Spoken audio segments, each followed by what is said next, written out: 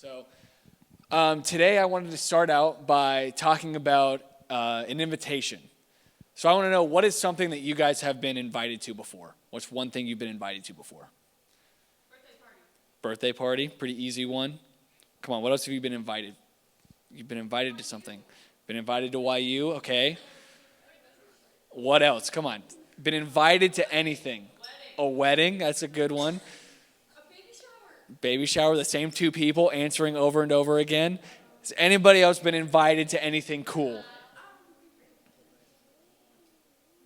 Wow, okay, well, apparently we just got a bunch of lame people who don't get invited to a whole lot of things. But maybe you've been personally invited to something. Maybe a friend, hopefully when you were a little bit younger, maybe now, handed you a birthday card and said, come to my birthday party.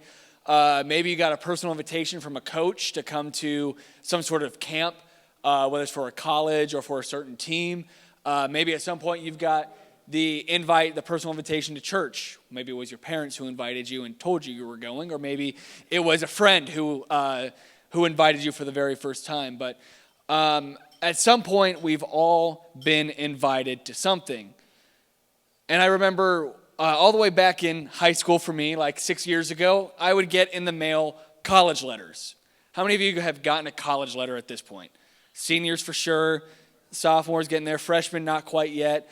But eventually in your mail, because you are listed as a high school student, colleges will just start sending you random letters. And it might be, if you're in sports, it might be something for baseball or football. If you're not into any activities like that, it might just be, hey, come and attend our school.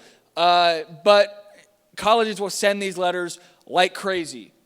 And it might spark a little bit of interest. You might go onto their website or something like that, and it might be your first intro to something, but these letters are kind of just thrown out there.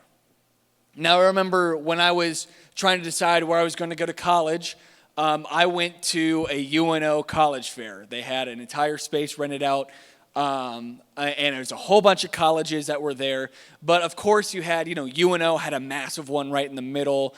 UNL, UNK also did. Creighton had some really prominent places within this college fair.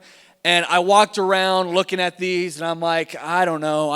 There are a whole lot of people at all those big schools. And then eventually, I got to the back corner, and in the back corner of this place at UNO was Nebraska Christian College. The thing that was different about Nebraska Christian College, one, they have the degree I was looking for. That was obviously very important to me. But two, they made it really personal. I don't know. They related to me. The woman I met there, her name was Megan Gill. I still remember her very well. She ended up being at the school for the next many years. But Megan Gill introduced herself to me. I introduced myself to her, and she remembered my name. She just remembered, throughout the conversation, just saying Coleman, like remembered my name. And then she also personally invited me and said, hey, you should just come check out our campus sometime. Come on over, we'll bring you to a chapel, which is like a worship service and stuff, and I think you'll really enjoy it. And so she called me out by name, and she said, I think you should come. And then I decided, you know what, all right, right then and there I signed on. I said, okay, in 3 weeks, I'll come to your campus, and I will visit. And then about 2 days later, in the mail, I got a letter from Nebraska Christian College. I had never gotten a letter from them before, but I got one from them. But the thing that was different about this letter was it was handwritten.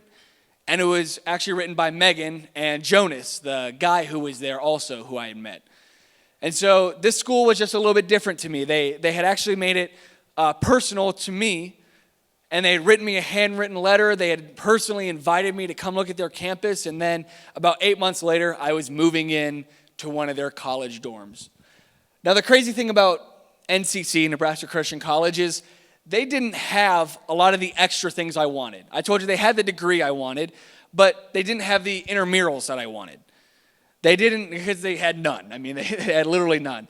They didn't have all the extra activities, and they didn't have the nicest dorms. Their dorms were better than some, but worse than others. They didn't have all these crazy good things, but there's one thing that they did have, and they made it personal. They made it personal to me. When they invited me to come in, I got to meet great people, and I had a great experience. And ultimately, that's what got me to spend over $70,000 over the next 4 years, 5 years technically, in order to go and get a degree from this place. And a lot of times when we think about colleges, we think about an invitation. Because in order to go to a college, normally you get some sort of invitation from that college to come and check it out. Maybe they personally sent you something for sports. Maybe they personally sent you something for just for academics. But for some reason, you were invited.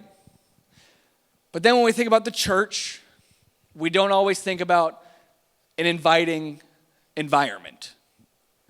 We think about a place where maybe people are a little bit judgy, and maybe you don't think that, but I guarantee you there are people around you who think that, whether it's at school or at work or something like that. People are thinking that that's what a church is. And a church hasn't really done a great job in the past about being inviting and making that invitation personal. In fact, I think if you drive around Omaha, you're going to see billboards for churches, and Relevant has billboards up that say, "Come as you are," or something like that, and just has the Relevant logo and maybe a website. Or my favorite one is right outside the church building, you have the church sign, right? We've all seen like the funny, the memes that people put on the church sign sometimes, and those are good. You know, those can get somebody to laugh and maybe spark a little bit of interest. My least favorite church signs are when it says like, "God is moving. Join us every Sunday from 9 to 11. That's really personal, isn't it? Don't you think somebody who has never heard the name of Jesus or has but has been hurt by the church in some way sees God is moving, join us on Sunday from 9 to 11? That's going to, you know what? I'm going to show up to that place from 9 or 11 on a Sunday. I guarantee you that that sign has done very little transformation in anybody's life because that invitation is not very personal. Now, on occasion, I can't say that for sure that a general campaign like a billboard or a sign like that has never done anything for somebody. Like people have shown up to a church because they saw a sign. Maybe they're going through a pivotal circumstance in their life, and in that moment they saw an email from a church that they got, or they saw a sign on a billboard, and that got them to go. But so much more often, you hear people's story of transformation. You hear, "My friend invited me," or "My hairdresser invited me," or "One of my coaches invited me." Somebody invited you to come to church for the very first time because it was from somebody who has invested some sort of time into you. And I understand that as Christ followers, and especially as high schoolers, it can be really scary to think about inviting somebody who you are around, right? Like you don't always go to school and you're thinking, all right, today I'm going to invite one person to YU. Or today I'm going to invite one person to Relevant. If you are like that, then you are a special breed, and I do not understand you. But most high schoolers, maybe one time in their entire 4 years of high school, will invite somebody. And they might invite their best friend. Very rarely you're going to invite somebody completely random. But there's something that has to change because we have to start having personal invitations. But how do we know that personal invitations work? Well, if you look at Luke 4, which is in the New Testament, Luke is one of the Gospels, and so it's the Gospels are the account of Jesus. And so if you look at Luke 4, you see Jesus in inviting his first disciples, Peter, John, and James. What Jesus does is he walks down to the shore, and those three men were fishermen, and he says, "Hey, would you take me on your boat?" And they say, okay. They let this guy on his boat. They go out to the water. And Jesus actually was teaching people right before this, and he continued his teachings on the boat. So on the boat, he's looking at the shore and still teaching people. And then after his teaching is done, he turns around and he looks at the guys who are in the boat. He says, "All right, now go deeper into sea and cast your nets." And they're like, "Dude, we just had gotten back in. We didn't catch anything last night." That's when you fish, is normally from the night into the early morning. Now it's the afternoon. There's no way they're going to catch anything. Jesus says, "No, go out there, cast your nets." They cast their nets, and they start pulling in fish, so many fish that their nets start to break. They call for help, and other boats come around, and they end up with a whole bunch of boats full of fish in the middle of the afternoon. This is something that has never happened before. And so as they get back to shore, they look at Jesus and say, "Hey, you're obviously somebody special. Based on the teachings that you were just giving and what you just did with those fish, There is something different about you. And Peter actually says, I'm a sinner. Do not get away from me. I do not deserve to be in the same presence as you. And Jesus looks at Peter and says, know this, that from here on out, you will no longer fish for fish. You will now be fishing for men. And in that moment, they got to the shore, they dropped their nets, and they followed Jesus. Now, I know Jesus did a miracle in the middle of that. He made fish go into their nets and filled them in the middle of the day when it should have been physically impossible to do so. But he did something special. He met them where they were at. He went down to the shore. Now, Jesus was a carpenter. He knew nothing about fishing. Jesus had not spent his entire childhood learning how to fish and when to go and do this stuff. He learned how maybe to build a boat for fishermen or build something for a house. He was a carpenter. He knew nothing about fishing. Yet he still went down to the shore where they were and met them where they were at. And then he got onto their boat, he taught for a little bit, and ultimately he gave credibility to these people by spending time with them, and ultimately gave an invitation to no longer be fishermen, but instead to become fishers of men. And they took him up on this opportunity, and they followed him for the rest of their lives. And Peter would go on to be one of the people who started what is now the modern day church after Jesus died and rose again. This personal invitation is something that can lead to so much transformation in somebody's life, yet so much of the time we miss it. Jesus was so good at the personal invitation. He gave people the opportunity to listen to him. He built credibility with them. And then ultimately, he gave them an invitation to follow him. And this is the model that we need to follow, yet so much of the time we just think, you know what? I'm just going to share the YU post online. And maybe if I just share that post, somebody will see it, and because it's there, somebody will DM me and I'll invite them then. Well, that's not quite enough. That's like putting a billboard on a street. Maybe somebody will contact us eventually, but the way you're actually going to be able to invite somebody and see some sort of transformation out of it is with that personal invitation. And so I want to introduce you guys to something that is going to become a much bigger thing at YU and a much bigger thing at Relevant, but I want to intro it to you guys first because as our student staff, if you take this and you run with it, then YU is going to be able to take it and run with it.